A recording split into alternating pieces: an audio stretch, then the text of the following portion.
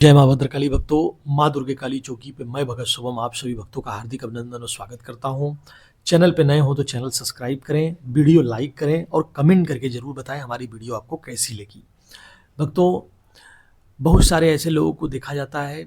कि वह घरों में अपने रहते हैं या पूजा स्थल पे रहते हैं तो घंटों घंटों पूजा करते हैं, नियम से माला जाप करते हैं, नियम से पूजा विधि करते हैं, सुबह शाम जोत लगाते हैं भगवती का या जिस भी अपने इष्ट आराध्य का जो जिनका भी उपासना करते हैं। लेकिन कभी कभी क्या होता है कि हम किसी कारणवश घर से बाहर चले जाते हैं और ऐसे केस में हमारा जो है पूजा पाठ खंडित न हो, कैसे हम पूजा करें जिससे कि हमारी सारी जो अनुभूतियाँ हो रही हैं वो उसी तरह होती रहें, कोई भी उसमें बाध्यता ना आए। क्योंकि बहुत सारे बच्चों के कमेंट आ रहे थे कि गुरुजी हम 4 दिन के लिए चेन्नई जा रहे हैं या 5 दिन के लिए उड़ीसा जा रहे हैं, मध्य प्रदेश जा रहे हैं, ऐसा क्या करें कि हमारा जो माला मंत्र जाप है वह होता रहे, प्रभावित न हो, खंडित न हो। तो उसके लिए आज को आपको बहुत सटीक जानकारी लेकर आया हूँ। आशा करता हूँ वीडियो आपको पसंद आई होगी और निश्चित रूप से आप वीडियो को अधिक से अधिक जनमानस तक पहुँचाएंगे ताकि सभी भक्तों का कल्याण होगा। भक्तों देखिए, जब हम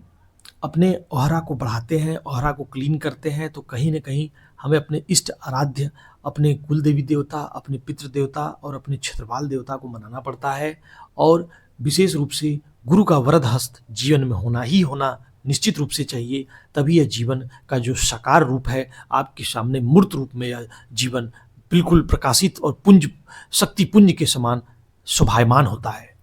तो ऐसे केस में आपको क्या करना चाहिए कि जब भी आप पूजा पाठ करते हैं तो पहली चीज़ तो एक आपका टाइम होना चाहिए, शेड्यूल होना चाहिए कि आप सुबह के समय पूजा करते हैं या शाम के समय पूजा करते हैं। अगर आपने समय का बंधन किया हुआ है कि आप 6 बजे के समय पूजा करते हैं तो निश्चित रूप से उसी समय पर 6 बजे अपने इष्ट आराध्य का अलग जगाएँ, उनकी उपासना करें, उनकी जोत जलाएँ, उनको पुकारें।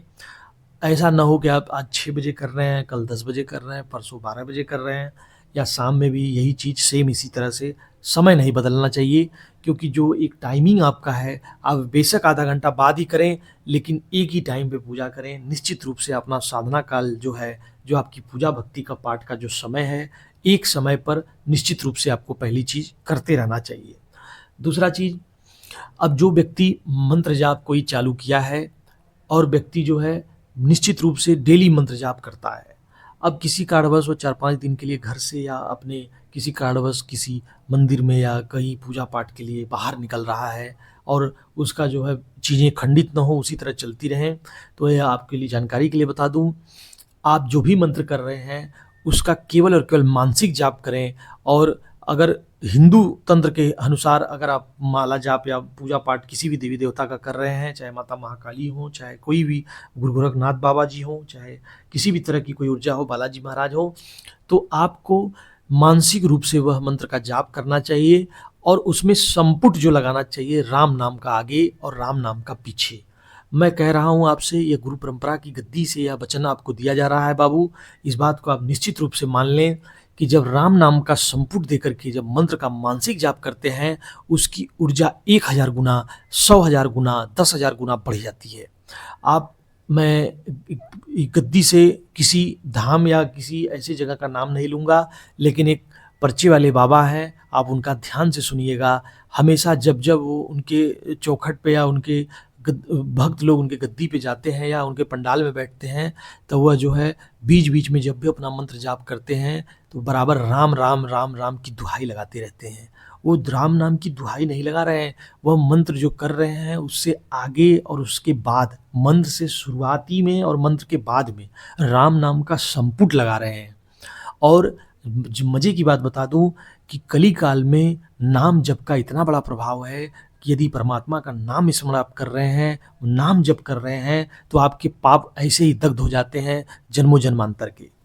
और दूसरा चीज़, वह जो मंत्र की ऊर्जा है वो इतनी प्रबल हो जाती है कि जीवन में आप जो कुछ चाहते हैं शाश्वत रूप से सत्य होने लगता है। और सबसे मज़े की बात यह है कि जब राम नाम के संपुट से आप मानसिक जप करते हैं, अपने मंत्र जो आपका मंत्र है वो उसी तरह करेंगे, बस आपको मंत्र के आगे राम राम राम राम करना है और मंत्र खत्म होने के बाद राम राम राम राम करना है।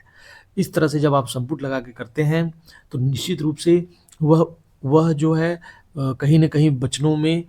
शक्तियाँ बढ़ जाती हैं कि भगवान स्वयं साक्षात नारायण श्री हरि भगवान श्री रामचंद्र जी का ध्यान हो रहा है तो वह ऊर्जा, जो मंत्र की ऊर्जा है, वह सिद्ध होने लगती है और वाक सिद्धि के माध्यम से वह ऊर्जा आपके इष्ट आराध्य तक निश्चित रूप से कहीं न कहीं पहुँचती है, जिससे उनकी कृपा आप पर निरंतर रूप से बरसती रहती है। और भक्तों, बहुत सारे भगत ऐसे होते हैं, उनका कहना होता है कि जब हम यात्रा के दौरान होते हैं तो हम अपने इष्ट आराध्य का आरती नहीं कर सकते, चालीसा नहीं कर पाते हैं, क्योंकि शरीर अशुद्ध होता है या कहीं बैठे हैं उस समय और वहाँ उस तरह का वातावरण नहीं मिल पा रहा है। तो निश्चित रूप से ऐसे समय में आप अपने इष्ट आराध्य का केवल नाम रूप का मानसिक रूप से आप उनका नाम जप भी यदि आप करते हैं तो निश्चित रूप से शक्तियाँ और सिद्धियाँ आपके निश्चित रूप से आपके सानिध्य में आपकी जो ऊर्जा है, ऑरा है, उसको बढ़ाती हैं, क्लीन करती हैं और आपके इष्ट आराध्य तक आपकी भक्ति निश्चित रूप से पहुँचती है। आशा करता हूँ वीडियो आपको पसंद आई होगी। अधिक से अधिक जनमानस तक पहुँचाएँ। सभी भक्तों का कल्याण हो भक्तों। मिलते हैं नेक्स्ट वीडियो में। हर हर महादेव। जय माँ भद्रकाली।